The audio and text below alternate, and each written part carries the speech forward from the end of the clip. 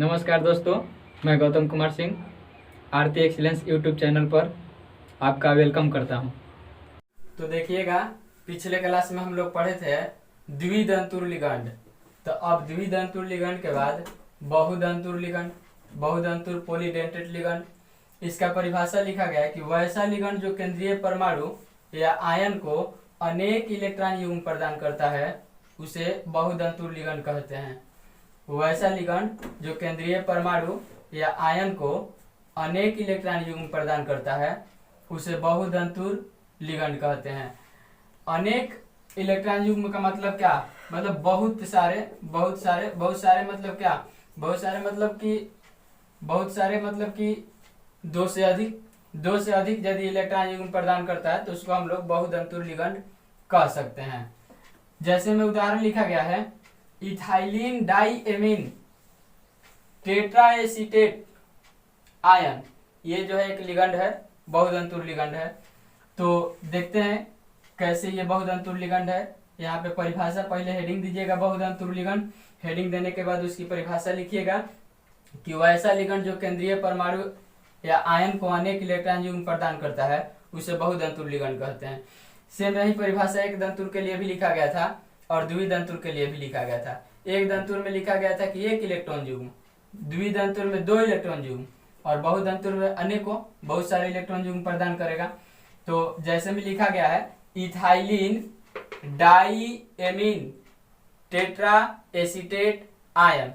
तो देखते हैं यहाँ पे किस तरह से होता है।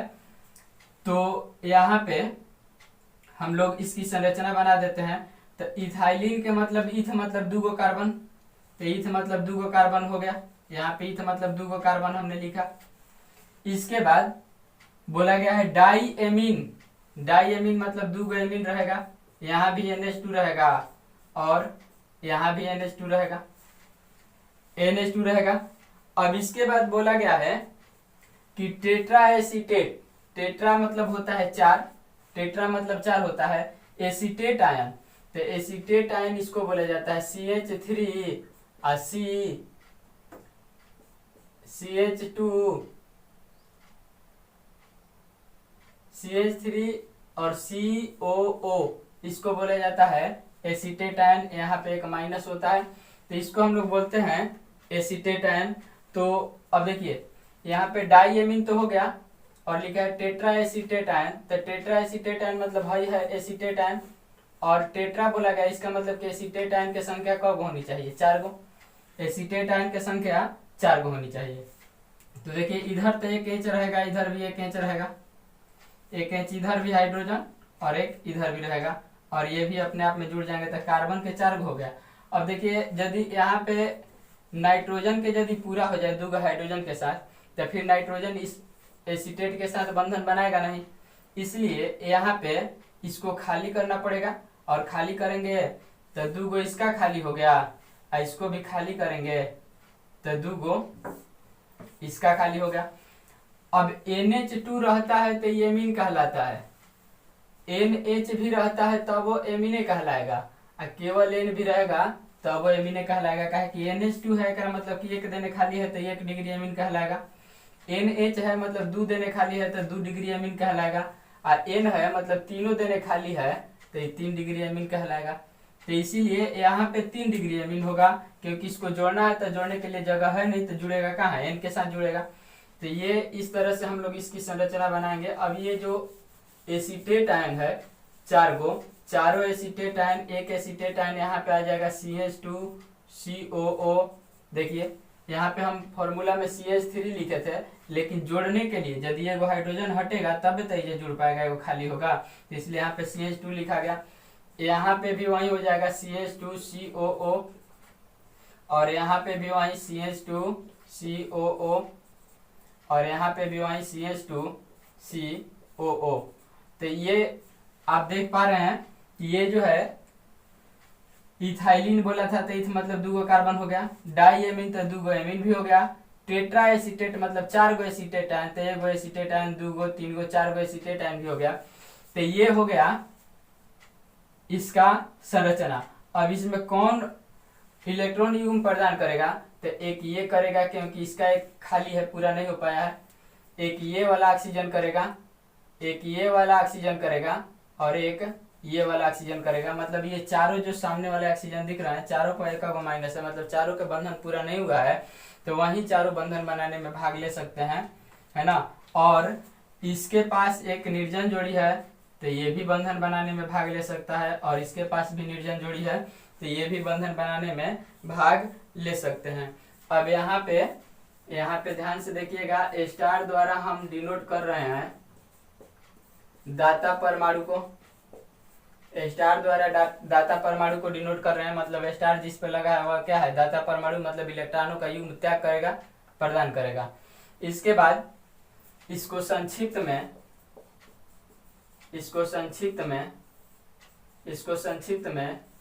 EDTA बोला जाता है, और इस पे 4 माइनस होता है, जो कि आप देख रहे हैं कि 4 को माइनस है ना। तो ये हो गया बहुतंतुर लिगंड। तो पहले हेडिंग देने के बाद परिभाषा, उसके बाद जैसे में इसको लिखिएगा। अगला है 4 नंबर में उभयदंती लिगंड।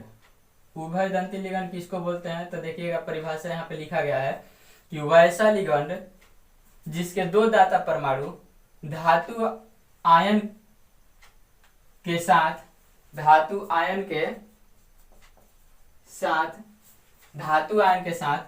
अलग अलग आबंध बना सकते हैं, उसे कहते हैं उभयदंती लिगंड।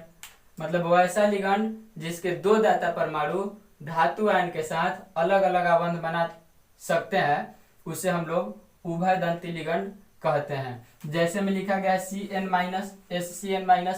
अब समझिए क्यों इसको बोलते हैं, तो जैसा कि हम लोग जानते हैं कि Cn- जो है एक दंतुर लिगंड है, SCN- भी क्या है, एक दंतुर ही लिगंड है। लेकिन इसमें क्या है कि हम लोग उस समय लिखे थे कि इसमें दाता परमाणु C भी हो सकता है या N भी हो सकता है, दोनों में से कोई भी दाता परमाणु हो सकता है। इसमें भी हम लोग लिखे थे कि दाता परमाणु या तो S हो सकता है या तो दाता परमाणु N हो सकता है, या तो दाता परमाणु S हो सकता है या N हो सकता है।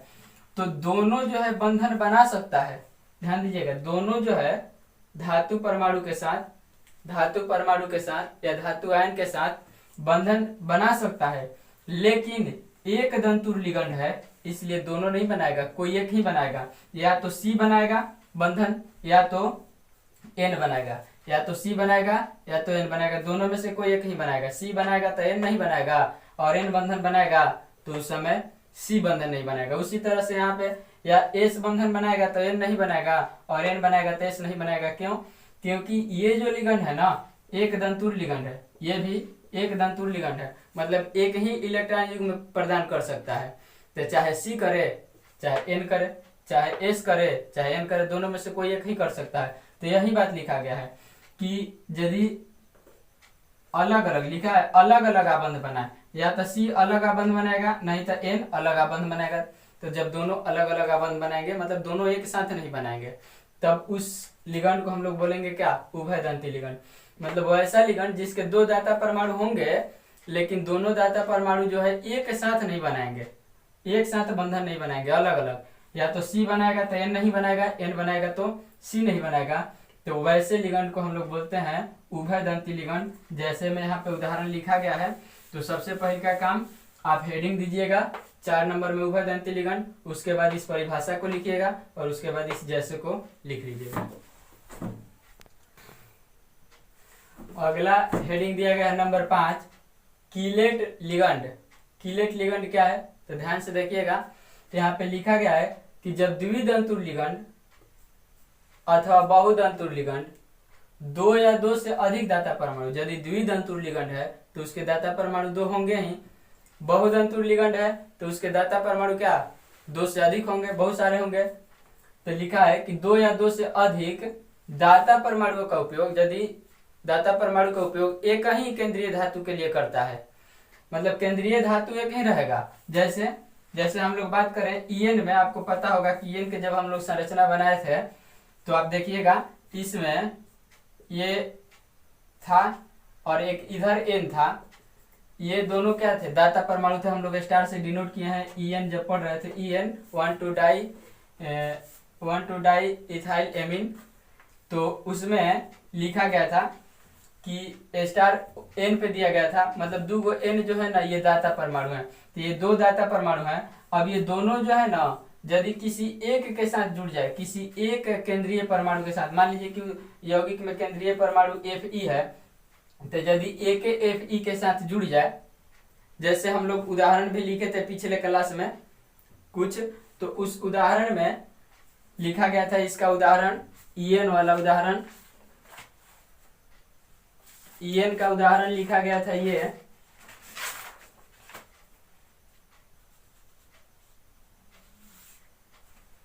EN का उदाहरण लिखा गया था कि CO जो है EN3, मतलब इस तरह से जुड़ता है, यहाँ पे 3+ इस तरह से जुड़ता है। तो EN जो है ना, EN में क्या है, 2 N है, 2 N है, दोनों दाता परमाणु N है, 2 दाता परमाणु N है। और ये दोनों N यदि इसी के साथ जुड़ जाए, एक केंद्रीय परमाणु के साथ यदि दोनों जुड़ जाए, तो ऐसे लिगंड को कहते हैं हम लोग क्या, कीलेट लिगंड।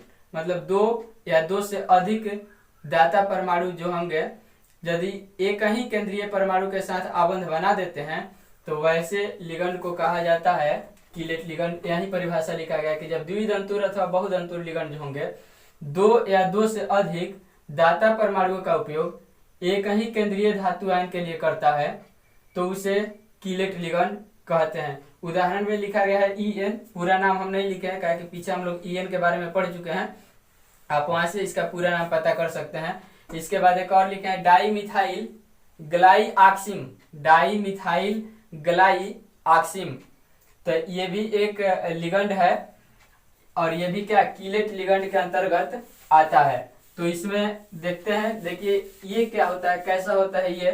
तो डाईमिथाइल बोला है, मतलब C और C एक कार्बन होंगे, C और C एक कार्बन होंगे, मतलब 2 कार्बन, एक इधर जुड़ेगा, एक इधर H जुड़ेगा। अब डबल बॉन्ड के साथ इसमें N जुड़ता है, और यहाँ पे OH जुड़ेगा, और यहाँ भी OH जुड़ेगा। तो इसमें दाता परमाणु जो होंगे ये होंगे, और दाता परमाणु ये होंगे। तो यही कहलाता है डाईमिथाइल ग्लाइऑक्सिम, ये कहलाता है डाईमिथाइल ग्लाइऑक्सिम।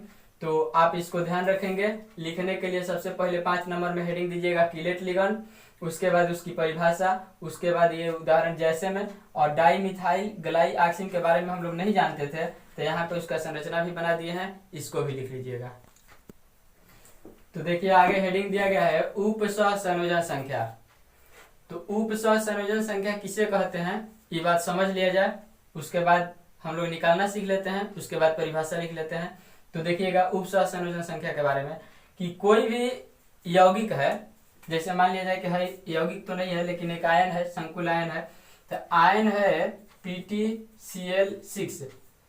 तो परिभाषा हम लोग उपसहसंयोजन संख्या के 2 तरह से दे सकते हैं। पहले का ये दे सकते हैं कि ये जो है ना Cl, ये Cl जो है इस केंद्रीय परमाणु को, ये Cl जो है इस केंद्रीय परमाणु को कुल कितने इलेक्ट्रॉन प्रदान करता है, कुल कितने दाता परमाणु देता है, कुल कितने इलेक्ट्रॉनों का युग्म देता है। तो इलेक्ट्रॉनों का युग्म कितना देगा वही कहलाएगा क्या, इसका उपसहसंयोजन संख्या। जैसे इसमें बात किया जाए तो निकेल है, NH3 है, और ये 4 है, तो इसमें यहाँ पे 2+ है।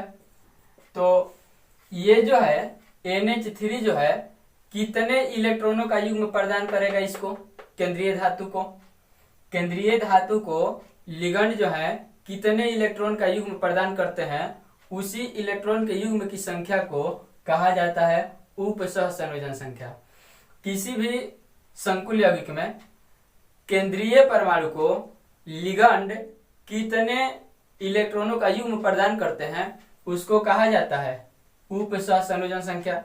या फिर ये भी कह सकते हैं कि जितना युग्म प्रदान करेगा उतना बंधन बनाएगा, ये जितना युग्म प्रदान करेगा लिगंड इस केंद्रीय धातु को उतना बंधन बनाएगा।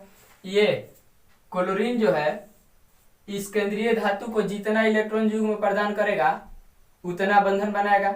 यानी कि हम लोग ये बात भी कह सकते हैं कि किसी संकुल यौगिक में लिगंड द्वारा जितने इलेक्ट्रॉन युग्म का प्रदान किया जाता है केंद्रीय धातु के लिए उसको बोलते हैं उप सहसंयोजन संख्या। उसी इलेक्ट्रॉन के युग्म को उप सहसंयोजन संख्या बोलते हैं।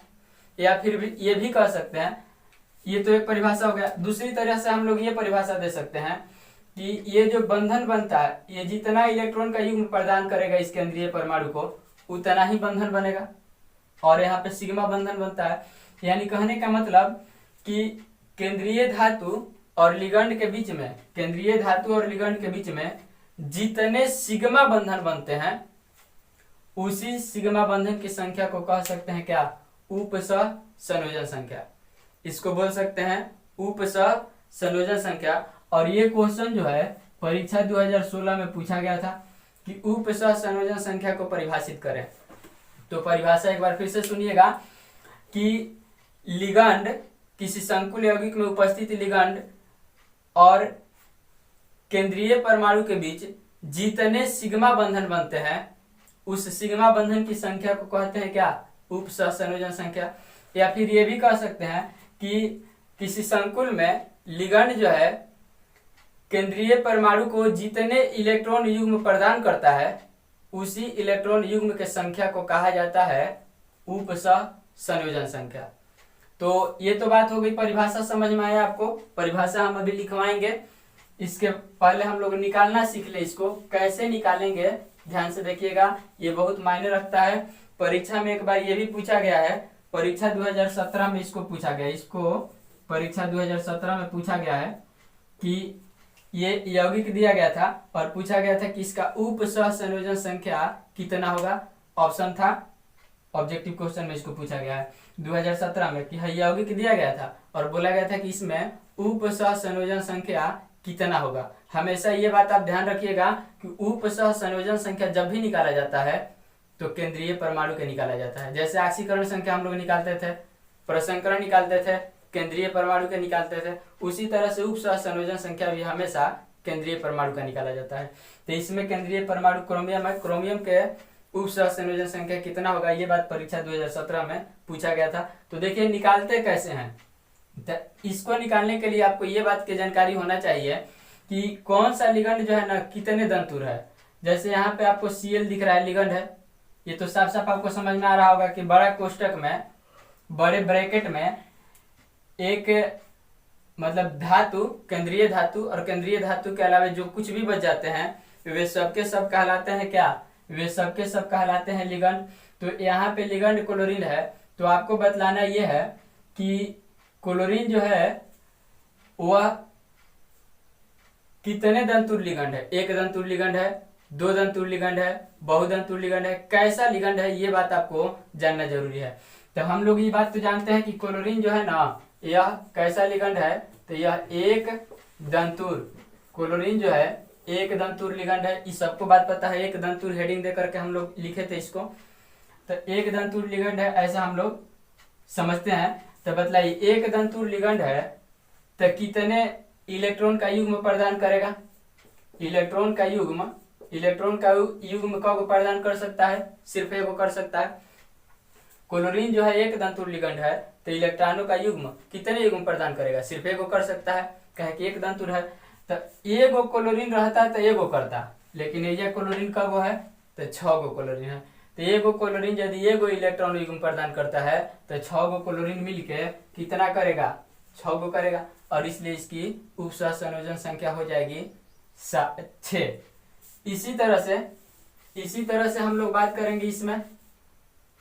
तो इसका क्या होगा, तो इसमें देखिए इसमें ये लिगंड है तो ये NH3 कैसा लिगंड है, तो NH3 भी एक दंतुर लिगंड है। NH3 भी एक दंतुर लिगंड है और एक दंतुर लिगंड है तो एगो इलेक्ट्रॉन युग्म प्रदान कर सकता है। लेकिन बताइए टोटल ये कगो लिगंड है, तो 4 गो लिगंड है। NH3 कब बार आया है, 4 बार आया है। तो 4 बार आया है, एक दंतुर लिगंड है तो एगो इलेक्ट्रॉन युग्म एक बार में प्रदान करेगा, तो 4 गो आएगा तो 4 गो करेगा।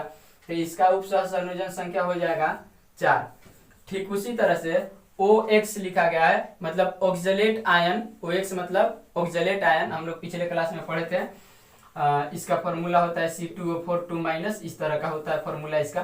तो ये जो है द्विधातुर लिगंड है। द्विधातुर लिगंड है मतलब 2 गो इलेक्ट्रॉन युग्म प्रदान करेगा। लेकिन ऐसा क गो है तो 3 गो है, तो 3 गो है तो एक गो यदि रहता है तो 2 गो प्रदान करता है, तो 3 गो है तो 6 गो प्रदान करेगा। मतलब इसका उपसह संयोजन संख्या कितना हो जाएगा? 6 हो जाएगा। और इसी तरह से यहाँ पे देखिए EN भी द्विधातुर लिगंड है। तो EN जब द्विधातुर लिगंड है तो सोचना यह है कि ये जो EN का गो है 3 गो, तो 3 गुने 2 मतलब इसकी उपसह संयोजन संख्या भी हो जाएगी कितनी? 6। और ये क्वेश्चन जो परीक्षा में पूछा गया था 2017 में, इसका उपसह संयोजन संख्या यदि बताना होगा तो हम लोग लिख सकते हैं। ध्यान से देखिएगा, यहाँ पे OX है मतलब द्विधातुर लिगंड। तो द्विधातुर लिगंड यदि है तो ये कब प्रदान करता है?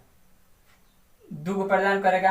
एक संख्या टोटल है कब? तो 3 गो। तो एगो OX 2 गो युग्म प्रदान करता है, तो 3 गो OX मिलके 6 गो युग्म प्रदान करेगा। मतलब इसका उपसह संयोजन संख्या 6 हो गया। तो समझ में आई आपको बातें कि किस तरह से निकालना है। तो सबसे पहले का काम आप हेडिंग दीजिएगा, ये उपसह संयोजन संख्या, और हेडिंग देने के बाद हम परिभाषा बोल रहे हैं, पहले परिभाषा लिखिएगा, उसके बाद जैसे में इसको लिखिएगा।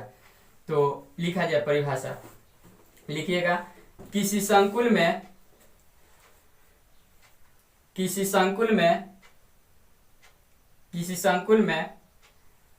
केंद्रीय धातु आयन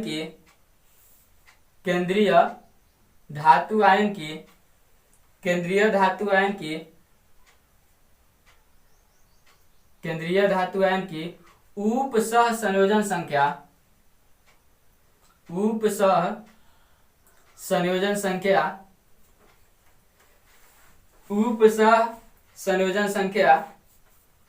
कमा दीजिएगा, उससे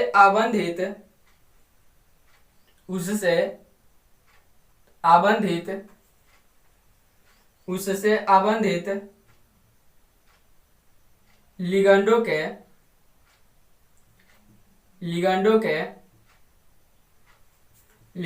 के दाता परमाणुओं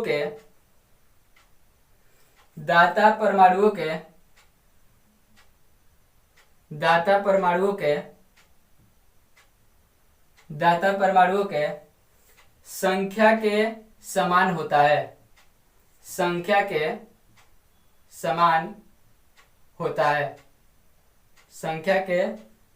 होता है। खड़ी पाई दीजिएगा और पैराग्राफ चेंज करके लिखिएगा। पैराग्राफ चेंज करके दूसरे शब्दों में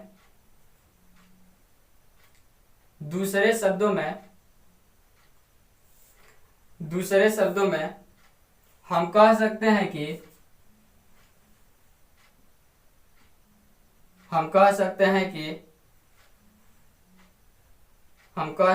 कि किसी संकुल यौगिक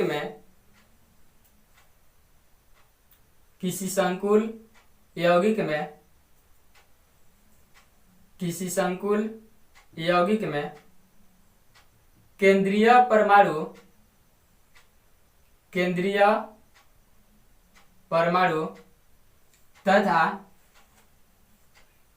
तथा लिगंड के बीच बने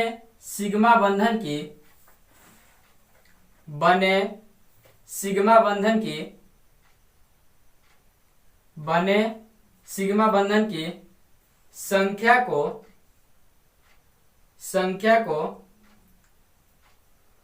उपसह संयोजन संख्या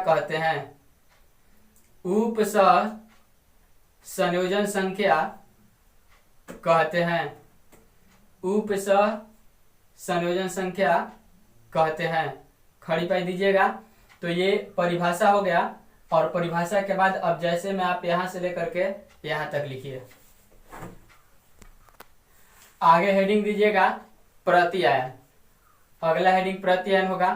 तो समझ लेते हैं प्रतिआयन क्या है। जैसे अभी बहुत सारे यौगिक लिखा गया था, एक ये भी लिखा गया था कि K3 यहाँ पे Cr और यहाँ पे लिखा गया था OX3 और यहाँ पे लिखा गया था 3+, शायद इस तरह के कुछ नहीं, यहाँ पे कोई आवेश नहीं था, तो इस तरह से लिखा गया था। अब बोला गया है कि प्रति आयन, तो हम लोग ये बात जानते हैं कि इसको हम लोग बोलते हैं, इसको बोला जाता है केंद्रीय परमाणु। इसको केंद्रीय परमाणु बोलते हैं, इसको केंद्रीय परमाणु बोलते हैं। इसको बोला जाता है लिगंड, इसको लिगंड बोला जाता है। आई पूरा जो बड़ा कोष्टक में रहता है इसको बोला जाता है समन्वय, समन्वय सत्ता या समन्वय, समन्वय, समन्वय मंडल। इसको समन्वय सत्ता या समन्वय मंडल बोलते हैं, जो बड़े कोष्टक के अंदर लिखा जाता है। लेकिन ये जो बच गया बाहर, ये जो बाहर बच गया, इसको ही बोला जाता है क्या? प्रति आयन। प्रति आयन इसको बोलते हैं। यानी कहने का मतलब कि प्रति आयन की परिभाषा हम लोग खूब आसानी से दे सकते हैं कि किसी भी संकुल यौगिक में समन्वय सत्ता के बाहर, यानी कि बड़ा कोष्टक के बाहर जिस आयन के समूह को लिखा जाता है, ये क्या है? आयन है ना, के पर क्या होता है? के पर एगो प्लस होता है। तो जिस आयन के समूह को लिखा जाता है उसी आयन के समूह को हम लोग बोलते हैं क्या? प्रति आयन। तो बात समझ में आई आपको कि किसी संकुल यौगिक में बड़े कोष्टक के, बड़ा कोष्टक को गुरु कोष्टक भी कहा जाता है, तो बड़े कोष्टक के बाहर जिस आयन के समूह को लिखा जाता है उसी आयन के समूह को कहा जाता है प्रति आयन। तो परिभाषा आप समझ गए होंगे। एक यहाँ पे एक और उदाहरण देख लीजिए। जैसे मान लीजिए कि लिखा है K4, यहाँ पे लिख दिया गया FeCN6, तो इसमें प्रति आयन के काम कौन कर रहा है? ये कर रहा है, पोटेशियम कर रहा है। यानी कि जो बड़ा कोष्टक के बाहर लिखा जाता है किसी संकुल यौगिक में, उसको हम लोग बोलते हैं प्रति आयन। तो परिभाषा लिखिएगा, हेडिंग दीजिएगा प्रति आयन, हेडिंग देने के बाद परिभाषा हम बोल रहे हैं, आप लिखेंगे। तो लिखिएगा परिभाषा, लिखिएगा समन्वय मंडल को, समन्वय मंडल को, समन्वय मंडल को गुरु कोष्टक में, गुरु कोष्टक में, गुरु कोष्टक में लिखा जाता है, लिखा जाता है, लिखा जाता है। समन्वय मंडल को गुरु कोष्टक में लिखा जाता है। खड़ी पाई दीजिएगा और उसी में लिखिएगा ऐसे, ऐसे आयनियन, आयनियन, आयन, आयननीय, आयननीय समूह, ऐसे आयननीय समूह, ऐसे आयननीय समूह। आयननीय समूह का मतलब क्या? आयन वाला समूह। देखिए आयन के रूप में है, यहाँ पे आयन के रूप में है। आयननीय समूह का मतलब आयन वाला समूह। ऐसे आयननीय समूह जो गुरु कोष्टक के, जो गुरु कोष्टक के, जो गुरु कोष्टक के बाहर लिखा जाता है, बाहर लिखा जाता है, बाहर लिखा जाता है, कमा दीजिएगा, उसे प्रति आयन कहते हैं, उसे प्रति आयन कहते हैं, उसे प्रति आयन कहते हैं। खड़ी पाई दीजिएगा। हो गया ये। तो देखिए आगे हेडिंग दिया गया है प्रश्न। एक प्रश्न लिखे हैं जो कि परीक्षा 2017 में पूछा गया था। प्रश्न ये था कि लिगंड क्या है, उदाहरण के साथ वर्गीकरण करें। प्रश्न ये था कि लिगंड क्या है, उदाहरण के साथ वर्गीकरण करें।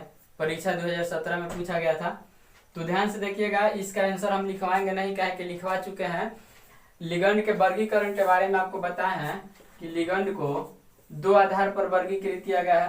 पहला आवेश के आधार पर, पहला आवेश के आधार पर, आवेश के आधार पर वर्गीकरण किया गया है, और दूसरा दाता परमाणु के, दाता परमाणु के संख्या के आधार पर, तो दो आधार पर वर्गीकरण किया गया है।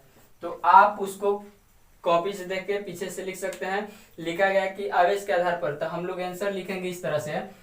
लिगंड के परिभाषा लिख देंगे कि किसी संकुल यौगिक में केंद्रीय परमाणु एक निश्चित संख्या में उदासीन अथवा ऋणायन अणु से आबंधित होता है, उसी को कहा जाता है लिगंड। ये परिभाषा लिखने के बाद लिख देना है कि लिगंड का वर्गीकरण, और वर्गीकरण लिखने के बाद सबसे पहला हेडिंग देना है कि आवेश के आधार पर वर्गीकरण।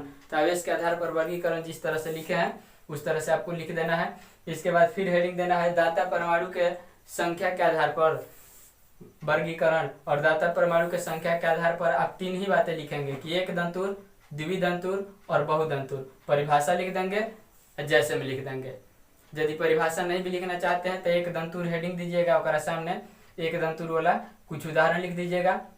जैसे उदासीन धनायन और ऋणायन वाला में लिखा गया है, और द्विदंतुर हेडिंग देके उसके सामने उसका उदाहरण परिभाषा लिख दीजिएगा तो और बेहतर है। तो इस तरह से आप इसका आंसर खुद से लिख लीजिएगा।